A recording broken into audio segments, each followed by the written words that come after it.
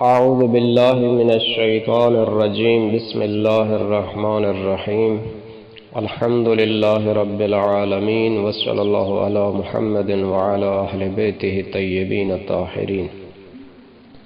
آج منطق مظفر کا تیسرا درس ہے۔ آج جو ہماری بحث ہے وہ تعریف علم منطق سے ہے۔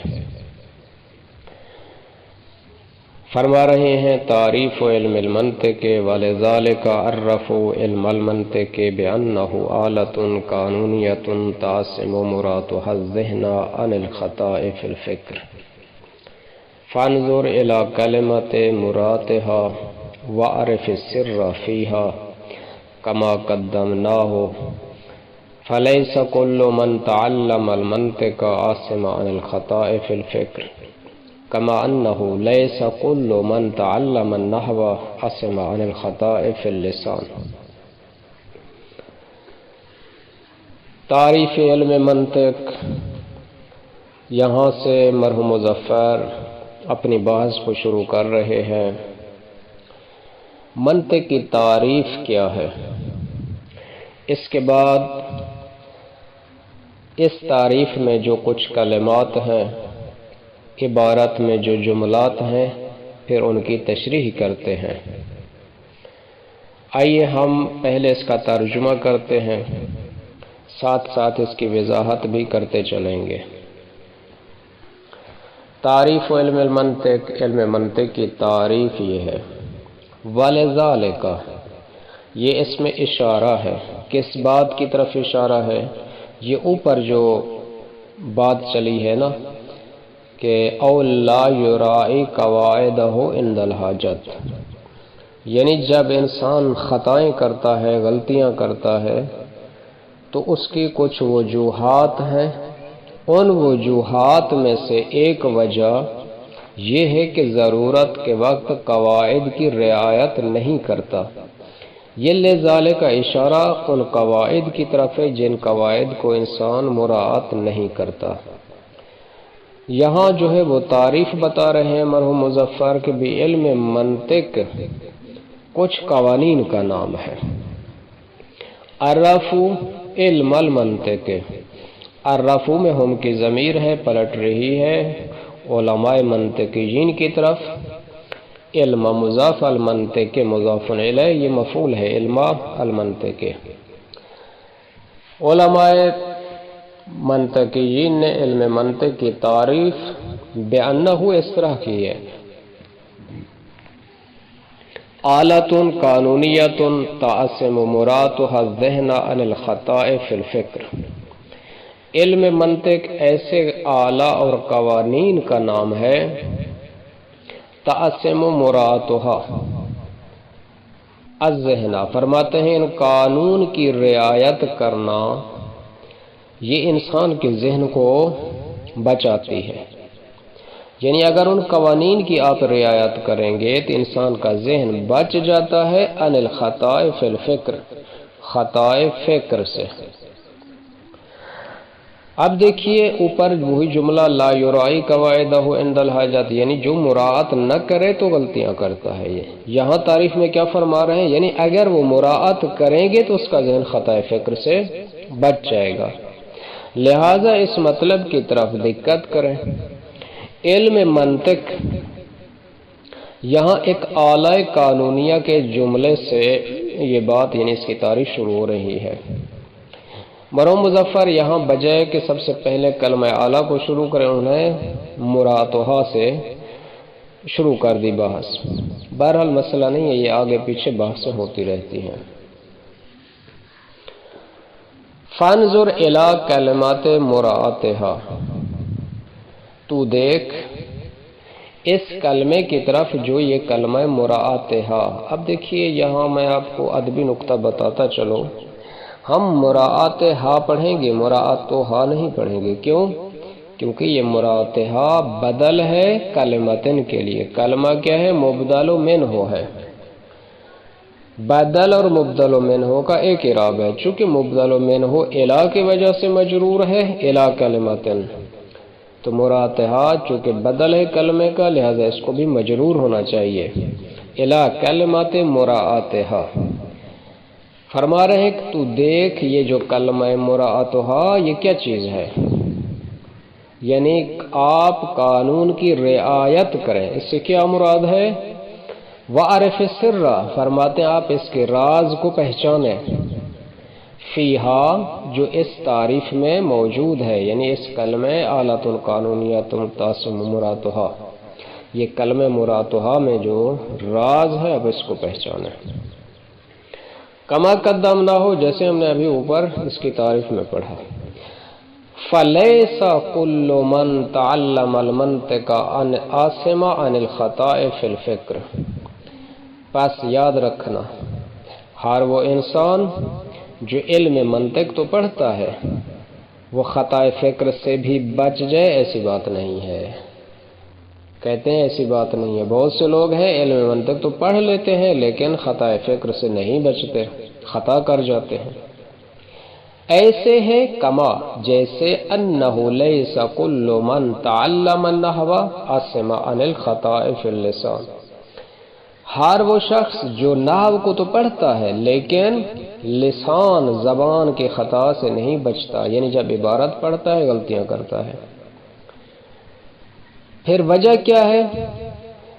کہتے ہیں وجہ وہی راز ہے جو میں نے پہلے بتایا، الا کلمات مراعاتھا، راز یہ ہے کہ جب بھی آپ عبارت پڑھیں، جب بھی آپ کوئی منطقی بحث کریں، آپ ان قوانین کی رعایت کریں جن قوانین کی رعایت سے اگر آپ صرف نحو پڑھ رہے ہیں، عبارت پڑھ رہے ہیں تو وہاں آپ کی زبان بچ جائے گی غلطی سے، اگر منطقی بحث کر رہے ہیں تو خطا فکر سے آپ بچ جائیں گے۔ لابد ضروری ہے من مراعات القواعد، آپ قواعد قانون کی رعایت کریں، اور قانون کی رعایت کرنا آپ کے لیے ضروری ہے۔ وَمُلَاحَظَتِهَا عِنْدَ الْحَاجَةِ، ضرورت کے وقت ان قوانین کو ملاحظہ کریں، آپ ان کو دیکھیں، ان کو مد نظر رکھیں، تب جو ہے آپ کی بات منطقی بات اور عربی عبارت آپ کی صحیح ہو جائے گی۔ خود بتا رہے ہیں لِيَعْصِمَ ذِهْنُهُ، تاکہ انسان کا ذہن بچ جائے، اور لسانہ، اور انسان کی زبان بھی خطائے لفظی سے بچ جائے۔ لہذا یہاں دو جملے ہیں، لِيَعْصِمَ ذِهْنُهُ سے مراد یعنی خطائے فکر سے انسان کا ذہن بچ جائے، وَلِسَانُهُ خطائے لفظی سے انسان بچ جائے۔ بس ہم اس چند لائنوں میں جو مہم نقطہ ہے وہ یہ ہے، جب علم منطق کی ہم تعریف کرتے ہیں آلۃ قانونیۃ تعصم مراتھا الذہن عن الخطاء فی الفکر، کہ قانون کی رعایت کرنے سے ہی انسان کی ذہن جو ہے خطا سے بچے گا، تو یہاں ایک کلمہ ہے مراعات کرنا، رعایت کرنا، یعنی اگر ان قوانین کی آپ رعایت کریں گے تو خطا سے بچیں گے۔ جس عبارت کو آپ پڑھ رہے ہیں اگر صرف و نحو کے قوانین کی رعایت نہیں کریں گے تو عبارت غلط پڑھیں گے۔ اسی طرح اگر آپ منطقی گفتگو کر رہے ہیں، منطق کے قوانین کی رعایت نہیں کریں گے، یہ جملے بندی کر رہے ہیں ان قوانین کی رعایت نہیں کریں گے، ظاہر خطا فکر سے بھی نہیں بچ پائیں گے۔ لہذا ان قوانین کی رعایت کرنا ضروری ہے۔ اس تعریف میں ایک دوسرا کلمہ ہے، کلمہ آلاتن، المنطق آلاتن، آلاتن قانونیتن، یہ آلاتن کیا چیز ہے؟ وانظر الی کلمت آلاتن، دقت فرمایا ہوا یہاں بھی وہی بات ہے، یہ آلاتن بدل ہے کلمتن کے لیے، چونکہ کلمتن مجرور ہے، الی کے لیے آلاتن بدل اس کا وہ بھی مجرور ہے۔ یہ بعض پڑھتے ہیں، جب پڑھتے کہتے ہیں الی کلمات آلاتن، یہ اشتباہ ہے، یہ بدل ظاہر مبدل میں ہے کہ تابع ہی ہوتا ہے، مجرور ہی ہے۔ وانظر تو دیکھ الی کلمات آلاتن، کلمہ اعلی کی طرف دیکھ، فی تعریف جو تعریف میں اوپر آپ نے پڑھی آلاتن قانونیتن تعصم مراتھا الذہن عن الخطاء فی الفکر، وتعمل معناہا، معناہا کی ضمیر جا رہی ہے آلاتن کی طرف، کہتے ہیں اس کلمہ اعلی کا جو معنی ہے اس میں غور و فکر کر، تعمل جستجو کر، غور و فکر کر، فتعرف ان المنطق، پس تو جان لے گا کہ منطق انما ہوا من قسم العلوم العالیت، منطق علوم عالیہ کی قسم میں سے ہے، التی تستخدم لحصول غایت، جس علوم عالی کو استخدام کیا گیا ہے مقصد کو حاصل کرنے کے لیے۔ میں یہاں ایک نقطہ بتاتا چلوں، علم کی ہمارے پاس دو قسمیں ہیں، ایک علم عالی ہے، ایک علم اصالی ہے۔ علم عالی اس کو کہتے ہیں یعنی ایک ایسا علم، ایک ایسے قوانین جو دوسرے علوم میں بھی کام دیں، اسے علم عالی کہا جاتا ہے، یعنی الف سے عالی، عین سے نہیں۔ ایک ہے اصالی، یعنی ایک ایسا علم جو خود اپنے لیے، یعنی اپنے اسی کتاب یا اسی مقصد کے لیے خاص ہے، دوسرے علوم میں اس کا کوئی فائدہ نہیں ہوتا، اسے علم اصالی کہتے ہیں۔ لیکن منطق علم عالی ہے، اسی طرح صرف و نحو علوم عالی ہے۔ چونکہ صرف و نحو کا کیا کام ہے، اگر آپ ترجمہ قرآن پڑھیں گے تو وہاں بھی صرف و نحو آپ کو کام آئے گا، اگر حدیث پڑھیں گے تو وہاں بھی صرف و نحو کا کام ہے، اگر ترجمہ کرنا ہو، دقیق ترجمہ کرنا ہو، لغت کو ڈھونڈنا ہو تو وہاں بھی صرف و نحو کا کام ہے۔ اگر صرف و نحو انسان کو صحیح سمجھ نہ آئے، مختصر سے عبارت یا یوں عرض کریں چھوٹی سی چھوٹی جو آیت ہے اس کا ترجمہ بھی انسان اشتباہ کر بیٹھے گا، ترجمہ کرنے میں غلطی کر بیٹھے گا۔ اسی طرح خود علم منطق فرماتے یہ بھی علوم عالی ہے، علم فلسفے میں بھی کام دیتا ہے، اصول فقہ میں بھی کام دے گا اور باقی علوم میں بھی۔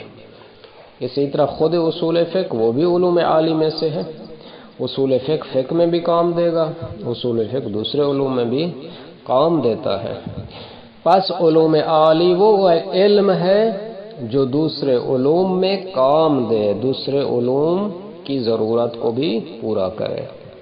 علم اصالی وہ علم ہوتا ہے جو فقط اپنے لیے خاص ہے، دوسروں کے لیے قابل استفادہ نہ ہو۔ فتعرف، پس تو جان لے کہ تو جان لے گا ان المنطق، بے شک منطق انما ہوا من قسم العلوم العالیت، یہ فقط اور فقط علوم عالیہ کی قسم میں سے ہے، التی تستخدم لحصول غایت، یہ علوم عالیہ جس کو استخدام کیا گیا ہے غایت کو حاصل کرنے کے لیے۔ ہے یا غیر معرفت نفس مسائل علم، خود بتا رہے ہیں علوم عالی سے کیا مراد ہے، یا کی ضمیر پلٹ رہی ہے علوم عالیہ کی طرف، چونکہ ہے یا مؤنث ہے، علوم عالیہ بھی مؤنث ہے، یعنی علوم عالیہ وہ علم ہے غیر معرفت نفس مسائل علم، علم کا جو ذاتی اپنا مسئلہ ہوتا ہے اس کی معرفت کے لیے نہیں، بلکہ کیا کام ہے، فاہوا، یہ علم منطق ہوا کہ ضمیر علم منطق کی طرف جا رہی ہے، علم منطق یتکفل ببیان طرق العامۃ الصحیحہ، فرماتے یہ کفالت کرتا ہے، علم منطق کفیل ہے، ضمانت اٹھاتا ہے ان راستوں کو بیان کرنا، یا ان راستوں کو بیان کرنے کے لیے جو راستے عام اور صحیح ہیں، یعنی ایک قانون کلی صحیح وہ علم منطق بتائے گا، التی یتوصل بہا الفکر، جس کے ذریعے سے انسان کی فکر پہنچ جاتی ہے الی الحقائق المجہولۃ، ان حقائق کی طرف جو حقائق انسان سے مجہول ہیں، جن حقائق کو انسان نہیں جانتا، اس منطق کے قوانین کے ذریعے سے انسان ان مجہول حقائق تک پہنچ جاتا ہے اور ان مجہول کو معلوم حاصل کر لیتا ہے، یعنی ان مجہولات کو معلومات کی طرف لے آتا ہے۔ کما یبحث علم الجبر، جیسے علم جبرہ ہوتا ہے نا، ریاضی میں علم جبرہ آپ نے پڑھا ہوگا، علم جبر، ان طرق حل المعادلات، علم جبر کا کیا طریقہ ہے، کہتے ہیں ان فارمولوں کو حل کرتا ہے، ان کے راستے اور قانون بتاتا ہے، التی بہا، جن معادلات کے ذریعے سے، فارمولے کے ذریعے سے، یتوصل ریاضی، یعنی ریاضی کہ جو معلومات ہیں وہ پہنچ جاتے ہیں الی المجہولات الحسابیہ، ان مجہولات حساب تک، یعنی جن حسابات سے آپ جاہل ہیں، آپ کو پتہ نہیں ہے کہ اس کا جواب کیا ہے حساب کا، آپ جو ان فارمولوں کے ذریعے سے، علم جبر کے فارمولہ اور قانون کے ذریعے سے آپ ان مجہولات تک اور ان اصل حساب کے جواب تک پہنچ جائیں گے۔ علم منطق کا بھی وہی کام ہے۔ علم منطق میں جب آپ اس کے قوانین کو یاد کر لیں گے، ان قوانین کے ذریعے سے جو چیز آپ سے مجہول ہے، جس چیز کو آپ نہیں جانتے، آپ اس کو کشف کر لیں گے، اس کو حاصل کر لیں گے۔ وَبِبَيَانٍ أَوْضَحَ، کہتے ہیں اگر یہ بات آپ کو سمجھ نہیں آئی اوپر والی تو میں مزید وضاحت کرتا ہوں۔ بِبَيَانٍ أَوْضَحَ یہ اشارہ ہے یتکفل بِبَيَانِ طُرُقِ الْعَامَّةِ الصَّحِیحَہ، اس کی طرف اشارہ ہے کہ منطق کا کیا کام ہے، ضمانت اٹھاتا ہے، کفالت کرتا ہے، عام اور قانون کلی بیان کرنے کے لیے ایک صحیح راستہ بتاتا ہے، اس کی طرف اشارہ ہے۔ کہتے ہیں یوں میں عرض کروں، علم المنطق یعلمک القواعد العامۃ لتفکیر الصحیح، علم منطق آپ کو سکھاتا ہے القواعد العامۃ، ایسے قوانین جو قوانین عام ہیں، ایسے قوانین جو قانون کلی ہیں، للتفکیر صحیح، صحیح فکر کے لیے، حتی ینتقل ذہنک الی الافکار الصحیحہ، یہاں تک آپ کا ذہن منتقل ہو جائے صحیح فکر کی طرف۔ دوستان یہاں ادبی نکتہ بھی میں بتاتا چلوں، چونکہ دوستان کی جو خواہش تھی وہ یہ کہ عبارت ہمیں صحیح سمجھ نہیں آ رہی ہوتی، آپ عبارت بھی بتاتے چلیں۔ حتیٰ کے بعد ان مقدر ہوتا ہے، اس کے بعد چونکہ فعل مضارع ینتقل ہے، یہاں کیا پڑھیں گے، حتیٰ کے بعد جب ان مقدر ہو فعل مضارع کیا ہوتا ہے، منصوب ہوتا ہے، یعنی حتیٰ ان ینتقل تھا، ان تقدیر میں ہے، کیا پڑھیں گے، حتیٰ ینتقل، ذہنوں کا یہ فاعل ہے ینتقل کے لیے، انشاءاللہ کہ عبارت واضح ہوگی۔ حتی ینتقل ذہنوں کا الی الافکار صحیحہ فی جمیع العلوم، یہاں تک آپ کا ذہن منتقل ہو جائے ان صحیح افکار تک تمام علوم میں، یعنی جب منطق آپ کو کچھ قانون عطا کرے، کچھ قانون کلی دے دے، آپ ان قوانین کلی کے ذریعے سے اپنے ذہن کو صحیح فکر کی طرف منتقل کر سکتے ہیں۔ آیا ایک علم میں؟ نہ، فی جمیع العلوم، آپ تمام علوم میں منطقی بحث کر سکتے ہیں۔ فَيُعَلِّمُكَ، پس اسی طرح یہ علم منطق آپ کو سکھلاتا ہے، ایت حایتن، ایک خاص شکل، ایک خاص ترکیب، ایک خاص جملہ، یعنی جسے کہتے ہیں صغرا اور کبرا، یعنی ایک جملہ، ایک قضیہ ہوتا ہے صغرا، ایک قضیہ ہوتا ہے کبرا۔ میں مثال عرض کرتا ہوں، مثلا آپ جو ہے ایک ایسی شکل منطقی بنائیں گے، ایت حایتن، یعنی ایک ایسی شکل اور ایسی ترتیب دیں گے، اس شکل و صورت سے، اس مرکب شدہ عبارت سے، اس جملے سے آپ ایک نتیجہ نکالیں گے جسے صغرا اور کبرا کہتے ہیں۔ صغرا سے مراد یعنی ایک ایسا قضیہ جو جزئی ہو، یعنی جس میں کلمہ کل ذکر نہ ہو، جز ہو، اسے صغرا کہتے ہیں۔ جس جملے میں کلمہ کل استعمال ہو اسے قضیہ کبرا کہتے ہیں۔ آئیے میں مثال عرض کرتا ہوں، مثلا العالم متغیر، عالم دنیا متغیر ہے، تبدیل ہوتا رہتا ہے، تبدیلیاں ہیں اس میں۔ دیکھیے یہاں کلمہ کل موجود نہیں، اسے کہتے ہیں قضیہ مثلا صغرا۔ آگے کل متغیر حادث، یہاں دیکھیں کلمہ کل ہے، کل متغیر حادث، اسے کہتے ہیں کبرا۔ پہلا والا صغرا العالم حادث، دوسرا قضیہ یعنی دوسرا جملہ کل متغیر حادث، یہ کبرا۔ صغرا اور کبرا ان دونوں کو جب آپ ملائیں گے ایک نتیجہ نکلے گا کیا؟ پس فالعالم حادث، مثلا اول کیا ہو گیا؟ العالم متغیر، کل متغیر حادث، فالعالم حادث۔ اب یہ نتیجہ ہے۔ یہ جو جملہ ہے عبارت میں فَيُعَلِّمُكَ کہ منطق آپ کو ایک قانون بتائے گا، یہ قانون ہے۔ قانون کون سا ہے؟ ایک جملہ صغرا ہے، یعنی قضیہ صغرا، ایک قضیہ کبرا۔ قضیہ سے مراد وہی جملہ ہی ہوتا ہے، جیسے ہم مبتدا خبر آپ نے صرف نحو میں پڑھا۔ بہرحال یہ ایک اصطلاح ہے منطق کی۔ علی حیتن، آیت حیتن، کہتے آپ ایک ایسی شکل اس کی بنائیں، ایک ایسی ترتیب اس کو دیں، و ترتیب فکری، ایک فکری ترتیب کے ساتھ، تنتقل من الصور الحاضرۃ فی ذہنک الی الامور الغائبۃ عنک، کہتے جو صورت حاضر آپ کے ذہن میں اس ٹائم موجود ہے وہاں سے آپ کا ذہن منتقل ہوگا کس کی طرف؟ الی الامور، ان چیزوں کی طرف، الغائبۃ عنک، جو چیزیں آپ سے غائب ہیں، یعنی جن چیزوں کو آپ فعلاً نہیں پہچان پاتے، ان قوانین کے ذریعے سے آپ اس نتیجے کو پالیں گے۔ جیسے میں نے ابھی مثال آپ کو دی، مثلاً آپ کو نہیں معلوم کہ یہ عالم دنیا جو ہے یہ حادث ہے یا نہیں، آپ ایک صغرا بنائیں گے، ایک کبرا بنائیں گے، ایک نتیجہ نکالیں گے، نتیجے تک پہنچ جائیں گے۔